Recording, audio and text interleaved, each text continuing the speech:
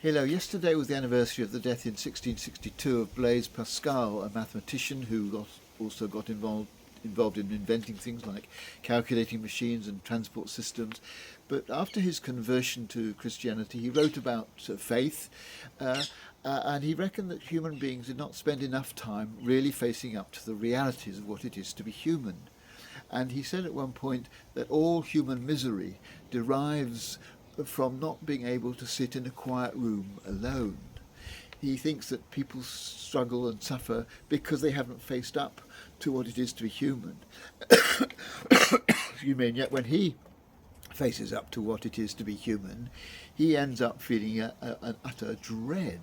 He talks about the eternal silence of those empty spaces that he feels when he does that quiet reflection, and that these empty spaces fill him with dread.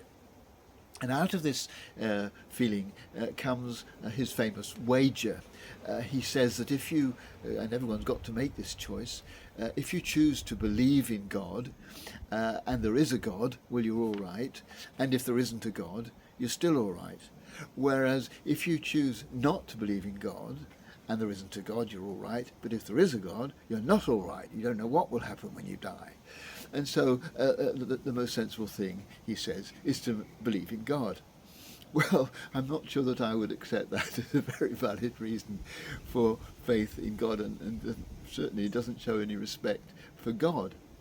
But the thing that struck me as interesting particularly was this need to see life as a wager, as a bet, as a gamble, emerged out of this sense of dread that he talks about.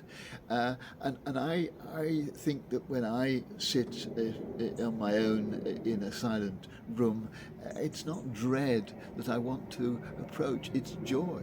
I think I want to think about all the beautiful things in the world, all the extraordinary experiences that life brings, all the love and friendship that we can find if we're lucky, and all the different ways in which we can just celebrate the wonders of creation. And those experiences, those reflections, which are perhaps, one might say, more to do with the heart than with the mind, those, I think, are the things that are they are just as much part of human reality as his dread of silent spaces.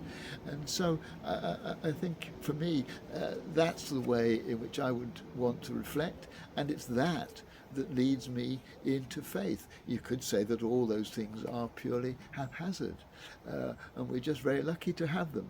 But I think there's more to it than that, and I think they are a design and they're a gift for which we can for which we can give thanks, and which we can celebrate by committing ourselves to a faith, which is, for me, certainly more than just a gamble.